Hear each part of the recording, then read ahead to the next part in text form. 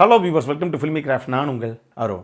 இந்த எபிசோடில் நம்ம பார்க்க போகிற படம் 2024 ஒரு south Korean super natural horror thriller படமாக வெளியான எக்ஸ்யூமா. இப்போ இந்த படத்துடைய கதை என்ன அப்படிங்கிறத லைட்டாக இங்கே நம்ம பார்த்துடலாம். இந்த படத்தில் ஒரு பணக்கார குடும்பம் ஒன்று காமிக்கப்படுது. அவங்க ஒரு கொரியன் அமெரிக்கன் ஃபேமிலி.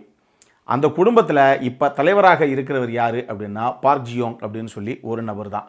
இப்போ அந்த குடும்பத்துடைய கடைசி வாரிசு ஒரு குழந்தை பிறந்திருக்கு. ஆனால் அந்த குழந்தைக்கு பிறக்கும் போதே ஏதோ ஒரு மிஸ்டீரியஸ் இல்னஸ் ஒன்று இருக்குது.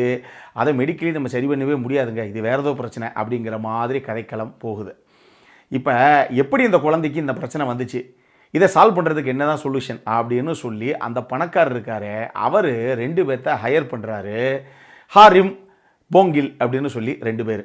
இப்போ இவங்க கடைசியாக ஒரு விஷயத்தை கண்டுபிடிக்கிறாங்க. அதாவது இந்த பார்க் ஜியோங் இருக்கிறார்ல, இவருடைய தாத்தா, அவருடைய சாபம், ஏதோ ஒரு கர்ஸு, அதனால தான் இந்த பிறந்த பச்சை குழந்தைக்கு இப்படி ஒரு பிரச்சனை வந்திருக்கு. நம்ம மெடிக்கலி இதை சால்வ் பண்ணவே முடியலை, ட்ரீட் பண்ண முடியலை அப்படிங்கிற மாதிரி ஒரு விஷயம் இங்கே அரங்கேறிக்கிட்டு இருக்கு அப்படிங்கிறத புரிஞ்சுக்கிறாரு. இப்போ சரி ஓகே, இதுக்கெல்லாம் என்னங்க முடிவு அப்படின்னு கேட்டால், அந்த இறந்த தாத்தா இருக்கார்லே, இவருடைய தாத்தா, அவருடைய சமாதி கிட்டத்தட்ட நார்த் கொரியன் பார்டருக்கு பக்கத்தில் இருக்கக்கூடிய ஒரு மலைப்பகுதி. அந்த மலைப்பகுதியில் ஆள் அறவே இல்லாமல் அந்த ஆள் சமாதி மட்டும் அங்கே அனாதையாக தனியாக இருக்குது. அதுதான் பிரச்சனை. அந்த இடத்த யார் சஜஸ்ட் பண்ணது, அந்த இடத்துல கொண்டே அந்த ஆளை யார் புதைச்சது?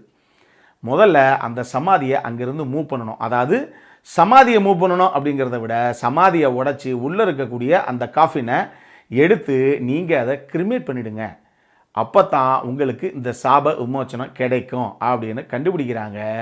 சரி ஓகே, இப்போ அங்கே போகிறோம், அந்த சமாதியை உடைக்கிறோம், காஃபினை தூக்குறோம், நம்ம கிரிமேட் பண்ணுறோம் அப்படின்னு சொல்லி பிளான் பண்ணி களத்தில் இறங்குறாங்க. இப்போ தான் நம்ம கதாநாயகனுடைய என்ட்ரி. அவருடைய பேர் கிம் சாங் டியோக்.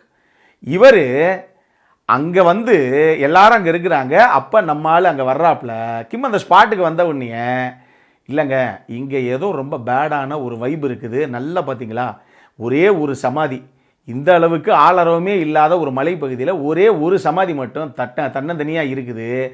அந்த சமாதியை சுற்றி அப்பப்போ நரிகள் சுற்றிக்கிட்டே இருக்குது.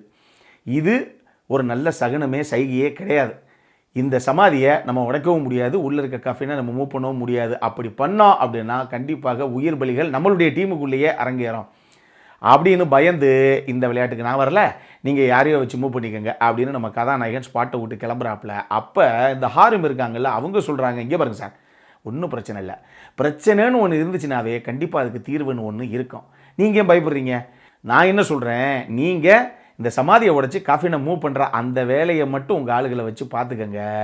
இந்த ஆன்மா இருக்கு இல்லையா, அதாவது சாபத்தை கொடுத்த இந்த ஆன்மா, இந்த ஆன்மாவை குளிர வைக்கக்கூடிய ஒரு சில பூஜை புலஸ்காரங்கள் சாந்தியங்கள்லாம் இருக்குது, அதை நான் பார்த்துக்கிறேன் அப்படின்னு சொல்லி அந்த அம்மா கடைசியாக இவரை கன்வின்ஸ் பண்ணி இந்த சமாதியை உடைக்கிறதுக்கு இப்போ இந்த டீம் களத்தில் இறங்குது. ஆனால் இதுக்கப்புறம் இவங்களே எதிர்பார்க்காம அடுத்தடுத்து அரங்கேறின சம்பவங்கள் தான் இந்த படத்துடைய மொத்த கதையை.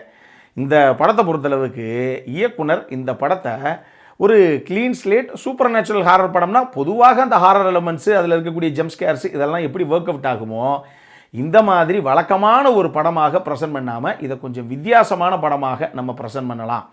அதாவது இப்போ நான் சொன்னேனே, இந்த பேய் ஓட்டுற சமாச்சாரங்கள் எக்ஸார்சிசம் மட்டும் கிடையாது, இதில் இந்த பூஜை புலஸ்காரெல்லாம் பண்ணுறதுக்கு ஒரு ஆட்டம் ஒன்று போடுவாங்க. இங்கே நீங்கள் 2016 வெளியான த வெயிலிங் படம் பார்த்தீங்கன்னா தெரியும், அந்த படத்துக்கு மிகப்பெரிய ரசிகர் கூட்டம் இருக்குது. இந்த வெயிலிங் படம் உங்களை கவர்ந்ததா? இந்த படம் கண்டிப்பாக உங்களை கவரும்.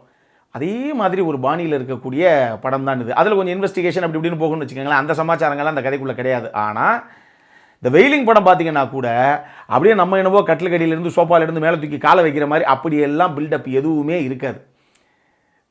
டோர் அடிக்கிறது, விண்டோ அடிக்கிறது, பக்கு பக்குன்னு நமக்கு அப்படியே வந்து படம் பார்க்கும்போது நெஞ்சு அப்படியே புழக்கிற மாதிரி பல சத்தங்கள் வர்றது, இந்த மாதிரி எந்த சமாச்சாரங்களுமே இந்த வெயிலிங்லேயும் இருக்காது. ஆனால் அந்த படத்தில் என்ன சார் சொல்ல வந்தாங்க, கிளைமேக்ஸில் என்ன தான் உங்களுக்கு புரிஞ்சுது அப்படிங்கிறத புரிஞ்சுக்கிறதுக்காகவே இந்த வெயிலிங் படத்துக்கு மிகப்பெரிய ஃபேன் பேஸ் இருக்குது. அந்த மாதிரியே இன்னொரு படம் தான் இது. ஸோ இந்த படம் எப்படி இருக்குங்கிற எக்ஸ்பெக்டேஷனை கிளியராக நான் செட் பண்ணிட்டேன். இந்த வெயிலிங் பிடிக்குமா, இந்த படம் பிடிக்கும், அப்படி தான். என்கிட்ட கேட்டிங்கன்னா டெக்னிக்கலி ஒரு சவுண்டான படம், வித்தியாசமாக நான் சொன்ன மாதிரி வழக்கமான சூப்பர் நேச்சுரல் ஹாரர் த்ரில்லர் இல்லாமல் கொஞ்சம் வித்தியாசமாக ப்ரெசென்ட் பண்ணுறதுக்கு இந்த டீம் ட்ரை பண்ணியிருக்காங்க.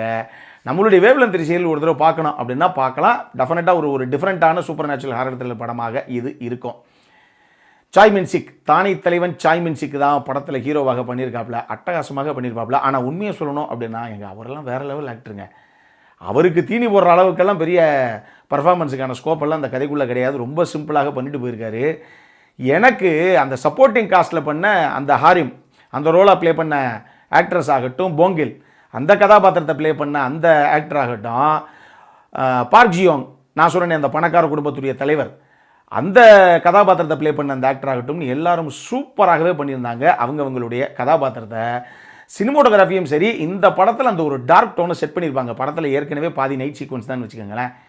பகல் நேர காட்சியாக இருந்தால் கூட டிஐ டீமு பக்காவாக ஒரு மாதிரி ஒரு டார்க் டோனை செட் பண்ணியிருப்பாங்க. அதில் தான் ஏதோ ஒரு சம்பவம் நடக்க போகுது, தேவையில்லாமல் இவங்க ரிஸ்க் எடுத்து இதை தோன்றாங்க, ஏதோ ஒரு விஷயத்தில் மாட்டிக்க போகிறாங்க அப்படிங்கிற அந்த ஒரு ஃபீலை படத்துடைய கடைசி சீன் வரைக்கும் நமக்கு விட்டுருந்தாங்க அப்படின்னு நான் சொல்லுவேன். அடல் கானடை பொறுத்தளவுக்கு இந்த படத்தில் ஒரு சில விஷயங்கள் இருக்குது, கொஞ்சம் டிஸ்டர்பிங்காக டிஸ்கஸ்டிங்காக ரொம்ப அருவருப்பான ஒரு சில காட்சிகள்லாம் இருக்குது. அதனால் சாப்பிடும்போதெல்லாம் இதை எரிஞ்சு பார்த்துடாதீங்க இந்த படத்தை. இந்த படம் பேசிக்காக ஒரு ஏ சர்டிஃபைடு படம். இந்த படம் நம்ம ஒரு தேட்டர்ஸ்லேயே வெளியாகிருக்கு, சப்டைட்டில்ஸோடு தான் அவைலபிளாக இருக்குது. பார்க்கணும் அப்படிங்கிறவங்க பாருங்கள். இதே மாதிரி இன்னொரு வீடியோவோட அடுத்த முறை உங்களை சந்திக்கிற வரைக்கும் இட்ஸ் அருண் சைனிங் ஆஃப்.